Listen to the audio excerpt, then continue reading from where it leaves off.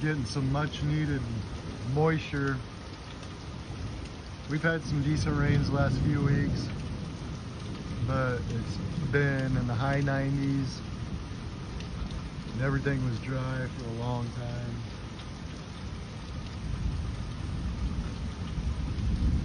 The system's moved all the way across the state of Nebraska. Been power outages, all kinds of things.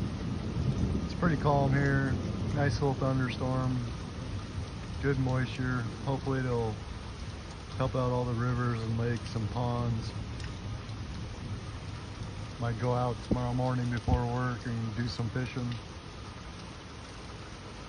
Go to Boyd Outdoors on Facebook, YouTube, hit like, subscribe, take a kid fishing.